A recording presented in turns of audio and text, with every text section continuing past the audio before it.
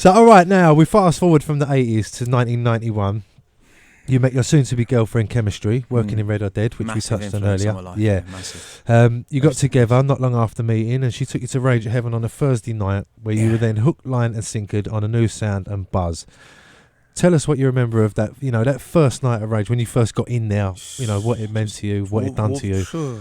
Just walked in that place with a goose down. It was too hot. Took my jacket off quickly. I walked into a room basically, went in a big goose down, the main room. And saw loads of guys with their tops of just going for it on a podium. So people just having it, laser, the whole thing. And I just felt, I've been in New York for too long. I need to get involved. And just hit me, man, so hard. It hit me like graffiti, just hit me hard.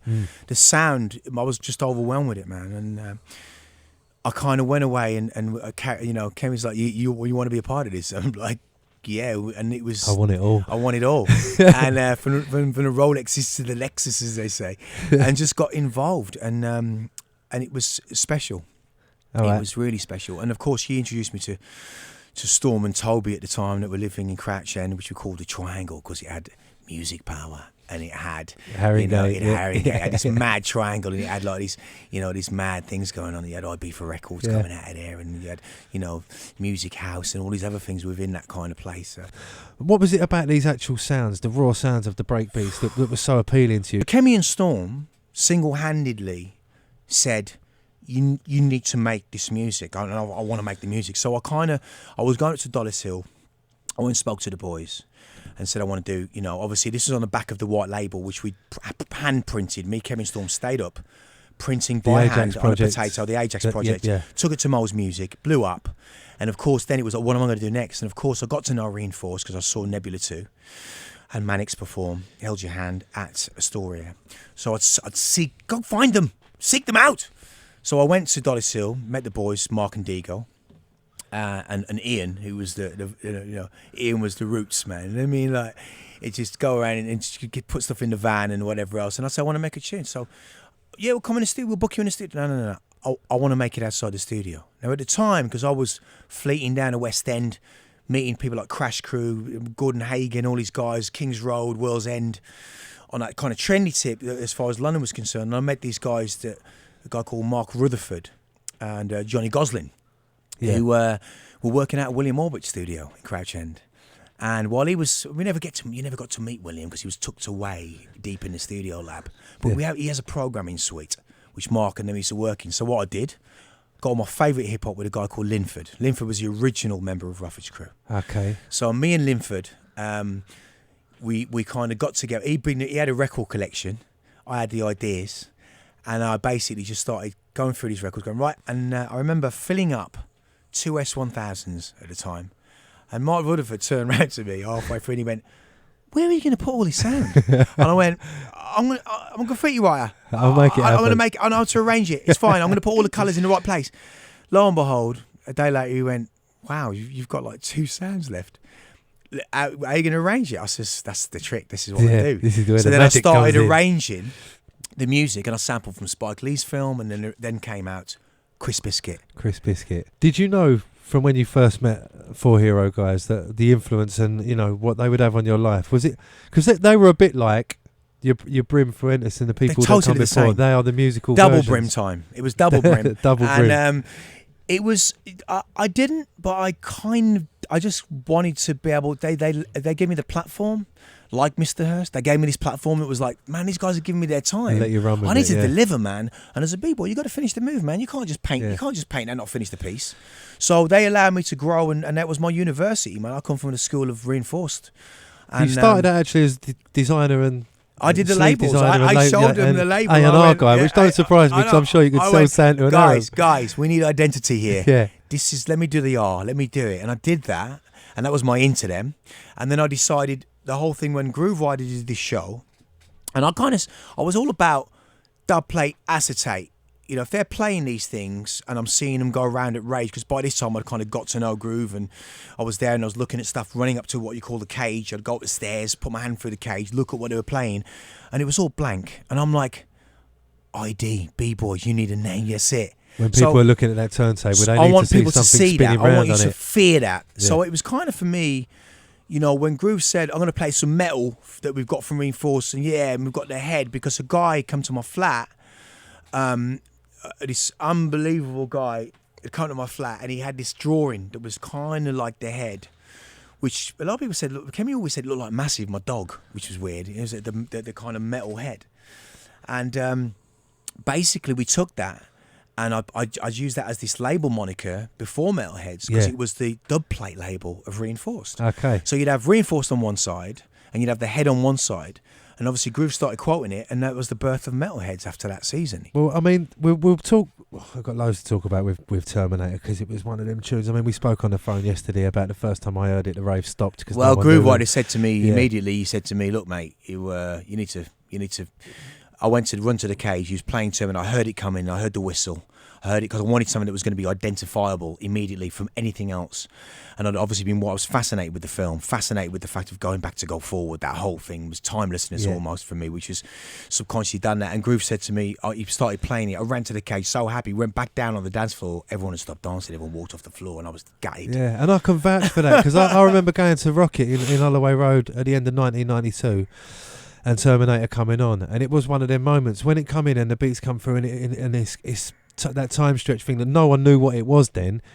No one knew. Like before then, it had been chipmunk samples and a very basic kind of music. And all of a sudden, it was like, it was way too happy. Do we dance, or do we? Is this the point when we go home? Like we said yesterday, the thing's not really good this week. If someone sold us some dodgy... somebody sold me some dodgy gear this week, because this don't sound right.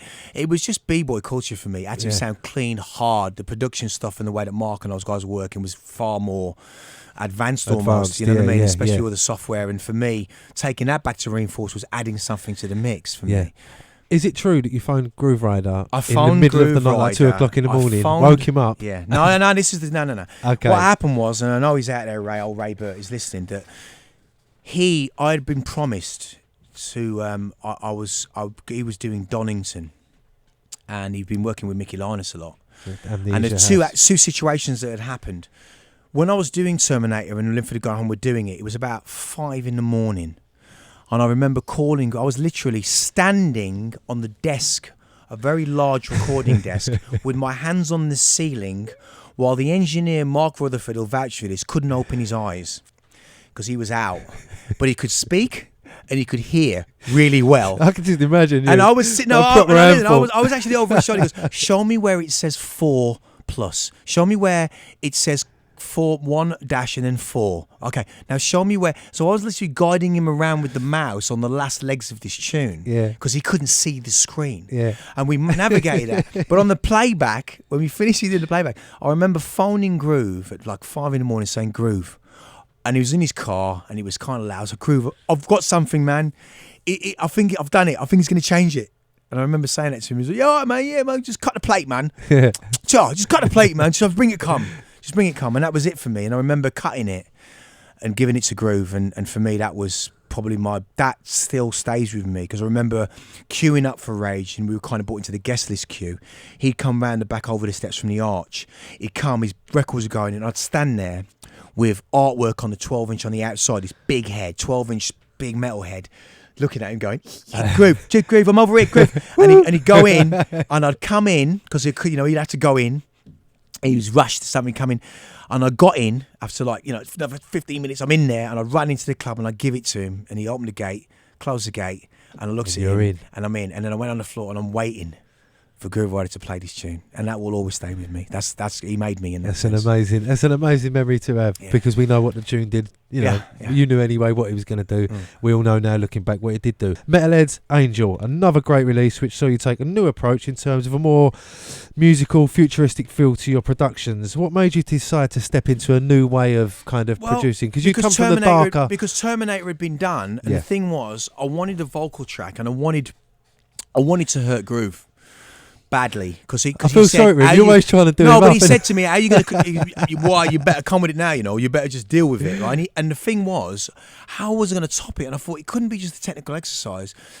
I wanted a tune that was going to be so beautiful, but then switch like Groove and Fabio would play, and it was like Fabio playing, coming out the back of Bug in the Basement or something, or foul play, and all of a sudden Groove Rider just swaps, because what he'd do, he'd always have this thing where Groove would play and he just played something left of field, Out the blue, yeah. out the blue that you didn't expect, and it just took your head off. And whether you hated it or you loved it, it was the darkest thing you could do. They're the bits that you remember of the night out usually. Yes. Because everyone would play the same old, and and whatever. Groove would then, just come out with something. So what I did was I basically thought Saint Angel, and I never forget it.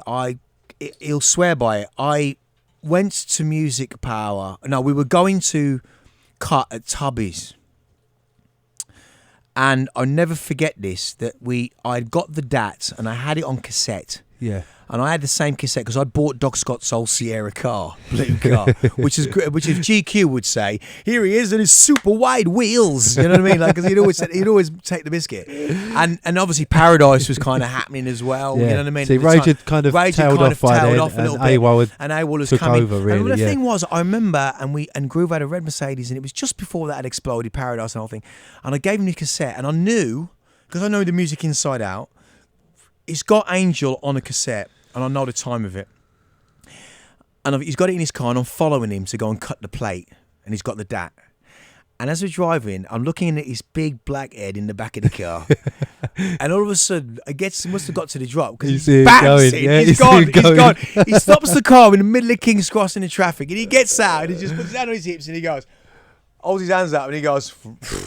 And I get out of my car, walk over to him, my hair stands up, and he's like, yeah, man. You've done it again. You dealt with it. And why? You don't even know.